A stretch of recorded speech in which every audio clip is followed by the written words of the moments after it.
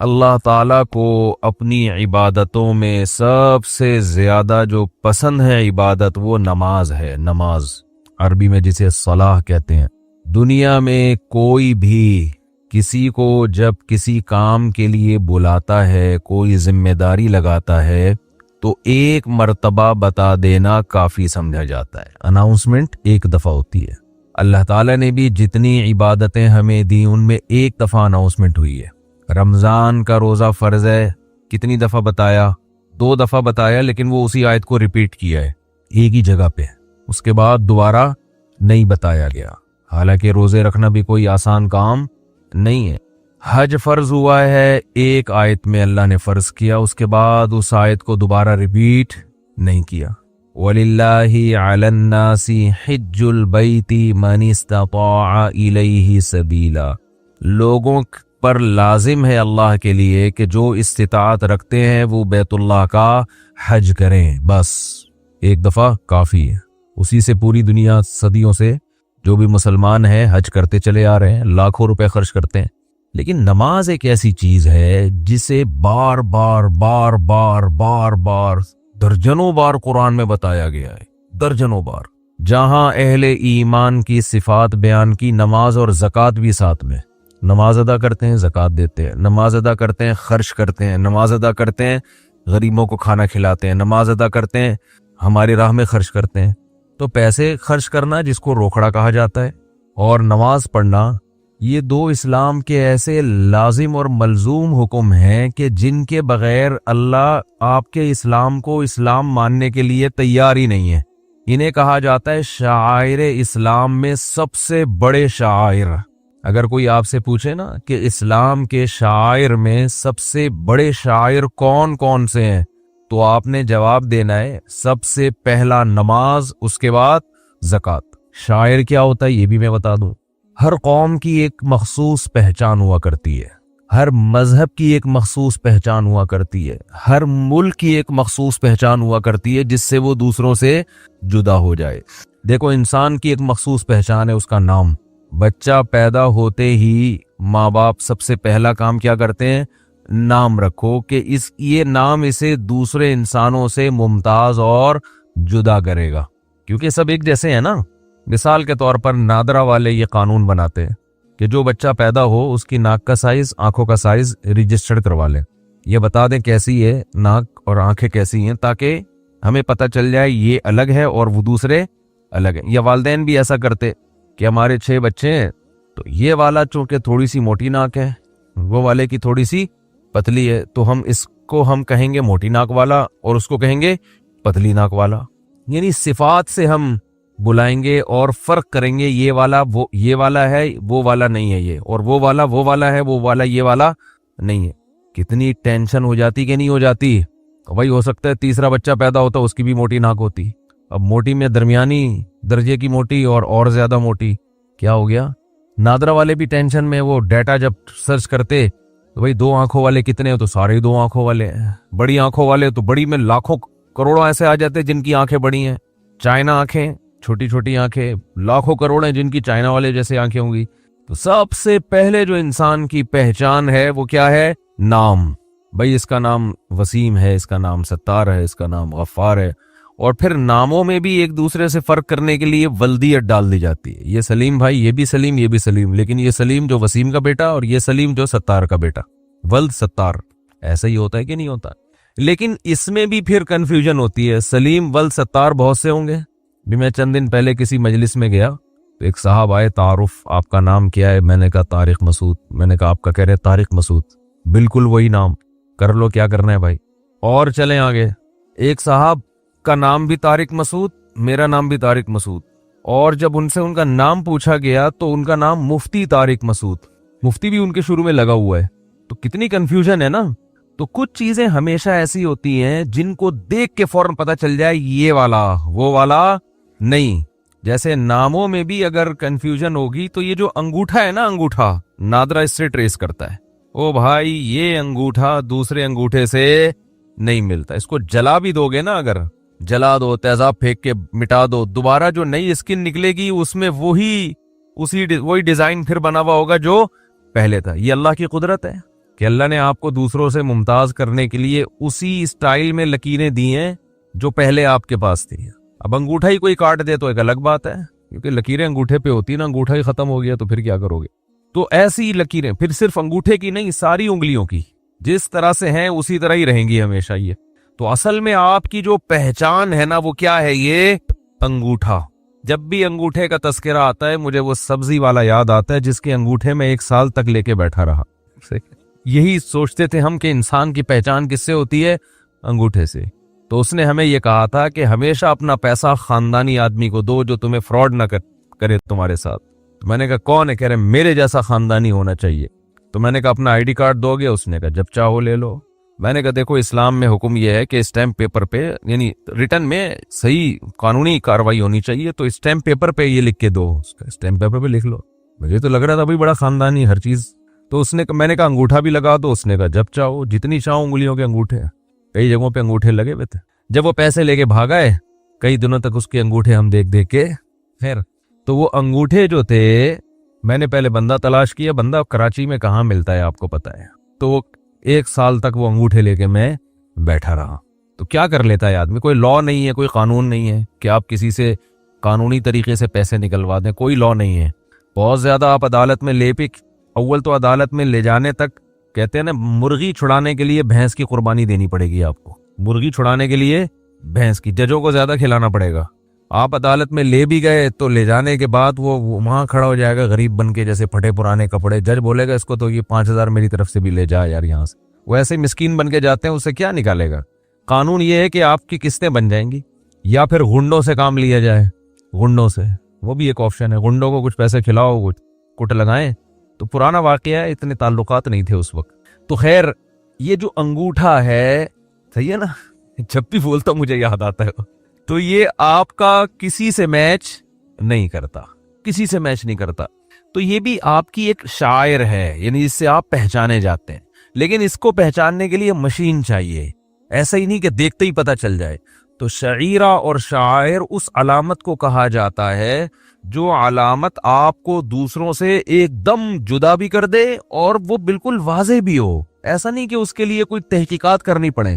تو دنیا کی ہر قوم کی ایک خاص علامت ہوا کرتی ہے، ہر مذہب کی. دیکھو کوئی بھی اگر ہندو ہے نا، ہندو تو چند علامتیں ایسی ہیں جو ان میں کامن ہیں، ان سے فوراً پتا چلے گا کہ یہ کیا ہے، ہندو ہے. اب ہندوؤں میں کچھ بڑے مذہبی ہوتے ہیں، وہ مندر جاتے ہیں، وہ بتوں کی عبادت کرتے ہیں. کچھ مذہبی نہیں ہوتے، تھوڑے سے لبرل ہوتے ہیں، وہ کیا کرتے ہیں سال میں 1 آدھ دفعہ چلے گئے.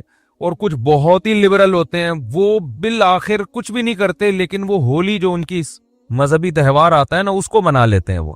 تو ہم یہ کہہ سکتے ہیں کہ ہندوؤں کا ہولی منانا یا ان کی عورتوں کا ماتھے پہ ٹیکا لگانا ایک ایسا شعار ہے کہ اور کچھ ہو نہ ہو اس سے پتہ چل جاتا ہے کہ یہ کیا ہے، ہندو ہے. یہ ہر ایک نے کیا ہوا ہوتا ہے، یہ ہر ایک نہیں کیا ہوا ہوگا. حتیٰ کہ ان میں جو لبرل بھی ہوں گے، جو مذہب کو نہیں بھی مانتے، وہ بھی کچھ نہ وہ بھی ہولی منا لیتے ہیں. تو یہ شاعر کا یہ مطلب ہوتا ہے. کرسچن جو ہوگا، عیسائی جو ہوگا، اس کی سب سے بڑی علامت ہے صلیب. دنیا میں کہیں بھی ہوگا وہ صلیب کو عزت دیتے ہیں، وہ صلیب کا احترام کرتے ہیں. جو صلیب کا نشان ہے نا اس کا وہ احترام کرتے ہیں. کہیں بھی ہوگا اگر کوئی عیسائی اس صلیب ہی کو نہیں مانتا، پھینک دے، تو اس کا مطلب یہ ملحد ہے، یہ عیسائی نہیں ہے. یہ عیسائیوں میں بگڑا ہوا عیسائی نہیں، بلکہ یہ وہ عیسائی ہے جس نے عیسائیت کو ترک کر دیا ہے. تو یاد رکھو جیسے عیسائیوں کا یہ خاص شعار ہے صلیب کا نشان، ہندوؤں کا ایک خاص شعار ہے کہ ہولی تو منا ہی لیتے ہیں، وہ ٹیکا ان کی عورتیں ماتھے پہ لگا ہی لیتی ہیں، مخصوص ان کے لباس ہوتے ہیں. تو اسی طرح اسلام کی جو سب سے بڑی علامت قرآن و سنت نے ہمیں بتائی ہے نا، سب سے بڑی علامت، بعض لوگ کہتے ہیں توحید ہے. بھائی توحید تو اسلام میں داخلے کے لیے ضروری ہے نا، وہ شاعر تھوڑی ہے، وہ تو اسلام میں آپ کی انٹری اس کے بغیر تو ہو نہیں سکتی نا، اس کے بغیر تو اسلام ہی نہیں ہے. تو توحید کے بعد یعنی جو سب سے بڑی علامت جس سے آپ پتہ چلے کہ آپ مسلمان ہیں وہ نماز ہے. اس لیے حدیث میں آتا ہے کہ مسلمان نماز چھوڑ سکتا ہی نہیں ہے. یہ ممکن ہی نہیں ہے کہ یہ مسلمان اور نماز چھوڑ دے، یہ پاسبل ہی نہیں ہے. آپ کہیں پاسبل تو ہے، ہمارے یہاں تو چھوڑ رہے ہیں لوگ، زیادہ تر چھوڑ ہی رہے ہیں. تو یہ صرف آپ کو یہاں ملے گا بر صغیر میں، دنیا میں کہیں نہیں ملے گا. افغانستان میں ہر شخص نماز پڑھتا ہے، چاہے وہ چرس بھی پیتا ہوگا نا نماز پڑھے گا. सऊदी अरब चले जाएं, शराब भी अगर कोई पीता होगा ना अरबी, नमाज बोलो ना क्या हो गया, पढ़ेगा। लोग हमें आके बताते हैं यार मैं रॉयल फैमिली में था, वो एक शेख शराब पीता था, नमाज के टाइम में नमाज पढ़ता है, मुझे समझ में नहीं आ रहा हूँ शराबी भी नमाजी होते हैं। मैंने कहा उनको हम लोग समझ में नहीं आते, यहाँ वाले लोग उनकी समझ में नहीं आते कि ये अपने आप को मुस्लिम भी कहते हैं, फिर नमाज कैसे छोड़ देते हैं। ये तो काम अजीब वो नहीं कर रहे, काम अजीब हमारे यहाँ हो रहा है कि अब कलमा पढ़ते भी हैं और नमाज भी जाया कर देते हैं। हमारे एक दोस्त हैं कारी साहब, कारी साद नौमानी का नाम तो सुना होगा, बड़े मशहूर कारी हैं, अक्सर सलाम दुआ रहती है। उन्होंने मुझे एक वाकया सुनाया, उनकी रॉयल फैमिलीज में बहुत आना जाना होता है, क्योंकि अरब में एक अच्छी आदत है कि जैसे भी हो कुरान से बड़ी मोहब्बत है उन लोगों को। अमल में कोताही अपनी जगह, लेकिन कुरान की तिलावत की प्रोग्राम और कारियों के साथ ताल्लुक ये अरब में बहुत है। तो जो बड़े बड़े मशहूर कारी है ना, उनको अरब के बड़े बड़े यानी जो बादशाह है वो इनवाइट करते हैं। हमारे यहाँ तो कारियों को कोई लिफ्ट, कभी सुना वजीर आजम ने कारी साहब को बुलाया, कभी सुना? यहाँ वो रिवाज नहीं है अरबों में, क्योंकि उनकी जबान में कुरान नाजिल हुआ ना, तो वो कुरान सुनने के शौक रखते हैं, उनकी समझ में भी आता है, चाहे वो अमल ना भी करें लेकिन सुनते हैं। मिस्र में आप जाएं, जैसे हमारे यहाँ बसों में गाने लगे होते हैं, ऐसे वहां बसों में तिलावत लगाते हैं लोग। और मैं अरबों के साथ रहा भी हूँ, बहुत ज्यादा कुरान सुनते। मैंने अरबों के हाथ में रेडियो देखे, बहुत पुरानी बात है, 20 साल हो गए, हमारे यहाँ मदरसे में आया करते थे बहुत। तो वो क्या करते थे कि वो जब फारिग बैठे तिलावत सुनना शुरू। हमारे यहाँ तिलावत सुनने का ऐसा ट्रेंड नहीं है। तो कहते हैं मैंने किसी अरब मुल्क में जाना हुआ, वहाँ रॉयल फैमिली के कुछ लोग, तो एक शहजादा जो था वो कहीं अय्याश होगा, शराब के नशे में नशे में मदहोश, उसको लाया गया ना कि भाई ये पता नहीं कहाँ से मिला है शाही महल में। कह रहे मैं भी बैठा हुआ, उसको जैसे ही लेकर आए हैं, नमाज का टाइम निकल रहा था, फौरन उसने वुजू किया ऐसे करके ना, जल्दी जल्दी नमाज पढ़ रहे। हमने कहा यार ये देखो, एक तरफ अय्याशी देखो, नमाज का टाइम निकल रहा है तो उसको नहीं निकलने देना, वो तो पढ़नी ही पढ़नी है। वजह क्या है? देखो, अपने आप से इस्लाम का नाम हटाने के लिए मुसलमान जल्दी तैयार नहीं होता कि इस्लाम का नाम ही मेरे नाम से हट जाए, जैसा भी गुनहगार हो जाए। आप ये तो कभी नहीं चाहोगे ना कि शनाख्ती कार्ड में मजहब के खाने में आपको कादियानी लिख दें, वो चाहेगा ये? आपको गैर मुस्लिम लिख दें? भाई जो भी है, हम ये कहते हैं कि नाम ही तो रह गया है और तो हमारे पास कुछ बचा नहीं है, तो ये नाम, हमारे नाम से ये लेबल नहीं हटना चाहिए। तभी हम जब भी कोई गैर मुस्लिम भी हमसे पूछता है आपका मजहब क्या है, हम फौरन कहते हैं क्या है? इस्लाम। हालांकि ना दाढ़ी होती है ना जनाब और कोई ढंग के इस्लाम वाले काम कर रहे होते हैं, लेकिन हम कहते हैं वो बात की बात है, लेकिन है हम क्या? बोलो मुस्लिम है, कहते हैं कि नहीं कहते? और अगर वो कहते नहीं यार तुम मुस्लिम नहीं हो, तुम तो ड्रामेबाज हो, तुम तो हिंदू हो, तुम अपनी शादियों के तरीके देखो तो हिंदुओं वाले तरीके हैं, तुम हिंदू हो, अगर गैरत होगी गुस्सा आएगा कि नहीं आएगा? बल्कि आता है गुस्सा, इतनी गैरत अल्हम्दुलिल्लाह मुसलमानों में है। वो भाई तू मुझे हिंदू क्यों कह रहा है? अब वो हिंदू जवाब में कहे तू क्या हिंदू पढ़े लिखे नहीं होते? क्या हिंदू इंसान नहीं होते? आप बोलो वो पढ़े लिखे भी होते हैं, इंसान भी होते हैं, लेकिन आप मुझे हिंदू नहीं कह सकते, इतनी बड़ी गाली समझी जाती है। आप मुझे ईसाई कह दो। हमारे एक दोस्त है, वो कोई एक लड़का आया मिलने के लिए ना, बाहर से आया था, वो पहचान नहीं है उसके चेहरे से ऐसा लग रहा था जैसे किसी और मजहब का है। वो बाज़ दफा पहचाना जाता है ना इंसान अपने। तो वो दोस्त जो था मेरा, वो उसने एहतियात नहीं की, उसने कहा आप क्रिश्चियन हैं या आप? उसको एकदम उसको गुस्सा आ गया, भाई मैं तुम्हें क्रिश्चियन लग रहा हूँ? तो मैंने भी उस दोस्त से कहा, मैंने कहा ऐसे किसी को इस तरह नहीं बोला करो यार। हालांकि वो बेचारा ऐसा ही लग रहा था, कोई ज्यादा बाअमल मुसलमान नहीं लग रहा था वो, लेकिन उसको गुस्सा आ गया कि यार मुझे क्या कह दिया क्रिश्चियन। हालांकि क्रिश्चियन हमसे ज्यादा पढ़े लिखे हैं, अंग्रेज सारे क्या है? क्रिश्चियन ही है ना, सारे ईसाई हैं, बड़े बड़े साइंसदान यहूदी या ईसाई हैं। अब आपको चूंकि ईसाइयों में इतने बड़े बड़े साइंटिस्ट पैदा हुए और इतने जबरदस्त, अमेरिका का सदर भी ईसाई है भाई, इतने अल्लाह ने इज्जत दी है, लिहाजा आज से मैं तुझको माज अल्लाह प्यार से ईसाई कहा करूंगा। आप बोलो भाई हम बंगी चमारी जो है ना, अगर मुसलमान वैसे हैं नहीं, लेकिन एक मिसाल दे रहा हूँ, बंगी चमार भी हो, लेकिन हम नाम के साथ इस्लाम का लाहिका नहीं हटाएंगे। राहत इंदौरी का एक शेर है, मगर एक ईमान बाकी है, उसे बड़ा वो याद नहीं आ रहा मुझे शेर। तो शेर का यही मफहूम है कि और तो हमारे पास कुछ नहीं है, एक नाम रह गया है। तो याद रखो, ये नाम बचाने के लिए ना आपको नमाज पढ़नी पड़ेगी। ये पूरी तकरीर का खुलासा ये है। ये नाम अल्लाह उस वक्त तक नहीं मानता जब तक आप नमाज नहीं, 5 टाइम नमाज की पाबंदी नहीं करते। अल्लाह इस नाम को मानता ही नहीं है। तभी अल्लाह ने अपने नबी की जबान से किसी और जुर्म पर इतने बड़े कुफर का हुक्म नहीं लगाया जितना नमाज छोड़ने पर लगाया है। बुखारी मुस्लिम की हदीस है, हजरत अब्दुल्लाह इब्ने मसूद रजी अल्लाहु अन्हुमा फरमाते हैं کہ ہم نبی صلی اللہ علیہ وسلم کے دور میں کسی گناہ کو کفر نہیں سمجھتے تھے. کوئی بھی گناہ ہو جاتا نا، زنا بھی ہو جاتا کسی سے، ہم سمجھتے مسلمان ہے مگر اس سے کیا ہو گیا؟ زنا ہو گیا. ہم سمجھتے تھے مسلمان ہے مگر اس سے کیا ہو گئی؟ چوری ہو گئی، اس کا ہاتھ کاٹ دیا چوری کی وجہ سے. مسلمان ہے بھائی، ہاتھ کٹ گیا. مسلمان ہے بھائی، اس نے یہ کر لیا، اس نے یہ کر لیا، جو جرائم ہوتے ہیں دنیا میں. لیکن کہا فرمایا کہ ہم نماز چھوڑنے والے کو مسلمان نہیں سمجھتے تھے، اسلام سے خارج سمجھتے تھے.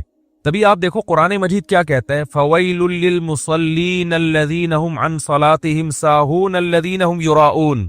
تباہی ہے ان نمازیوں کے لیے جو نماز میں ریاکاری کرتے ہیں، صرف دکھانے کے لیے پڑھ رہے ہیں، اللہ کے لیے نہیں پڑھ رہے. یہ وہ لوگ ہیں جو منافق تھے. تو اللہ نے منافق کی یہ علامت نہیں بیان کی کہ وہ نماز نہیں پڑھتا. پوائنٹ کی بات ہے، اس کو کھوپڑی میں بٹھائیں. اللہ نے منافق کی علامت بیان کی، وہ جھوٹ بولتا ہے. اللہ نے منافق کی علامت بیان کی، وہ وعدے کی خلاف ورزی کرتا ہے. وَإِذَا اؤْتُمِنَ خَانَ، جب اس کے پاس امانت رکھوائی جائے تو خیانت کرتا ہے. زبان میں دو